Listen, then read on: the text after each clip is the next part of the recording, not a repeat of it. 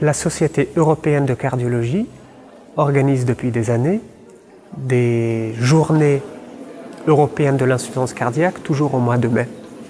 C'est dans ce cadre-là que notre société française qui relaye ses actions sur le terrain français nous a motivés et nous a demandé à mener des actions.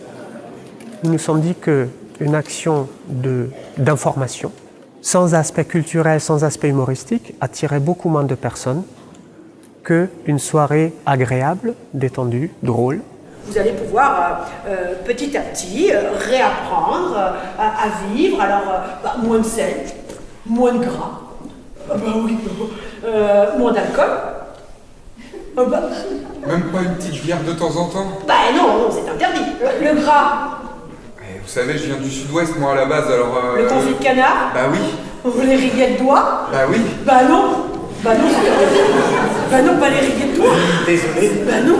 Il s'agit d'une maladie chronique. Elle touche en France plus d'1 million de personnes. Certaines estimations vont jusqu'à 2 millions, avec un pronostic qui reste sombre pour les patients plus graves, avec plus de 70 000 décès par an en France, c'est-à-dire un décès toutes les 7 minutes. On essaye de sensibiliser le public aux premiers signes, donc par l'acronyme EPOF, donc l'essoufflement, l'œdème, la prise de poids, la fatigue. L'idée, c'est de parler de ces 4 symptômes au travers l'art, la culture. Et donc, nous avons des artistes, nous avons des musiciens, des danseurs, une troupe de théâtre improvisée, nous avons une artiste qui va nous faire un one-woman show, et tout ça sur la thématique de l'insuffisance cardiaque. Et qu'on n'a qu'à faire et pof! Oh oui, et pof, c'est bien!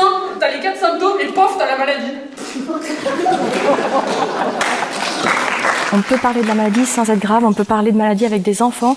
Voilà, l'idée c'est d'adapter en fait le support et la communication. Pour les patients, c'est très important pour eux que ces messages passent, parce que c'est ce qui va faire que demain, on va pouvoir dépister plus précocement ces patients, les diagnostiquer et surtout les prendre en charge beaucoup plus tôt, ce qui derrière touchera particulièrement leur qualité de vie.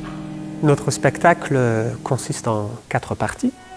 D'abord, une demi-heure de prestations musicales avec une chorégraphie par une danseuse professionnelle sur la musique de Schnittke, qui est une musique moderne très difficile à entendre, qui est censée représenter un peu ce que ressentent les patients. C'est très difficile à entendre, ça représente la souffrance.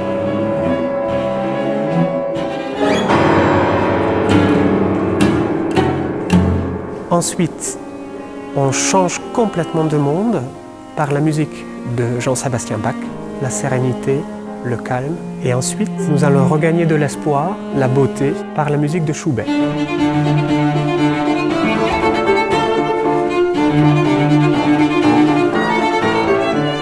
On ne se rend pas du tout compte de ce qu'est de vivre avec, et même dans l'entourage proche, c'est difficile de réaliser, parce que c'est une maladie qui est peu connue, qui est invisible. On est acteur de notre maladie aux côtés des soignants, et que si on les aide à mieux comprendre ce que l'on vit, on va les aider à nous soigner. Et je crois que ça, c'est important.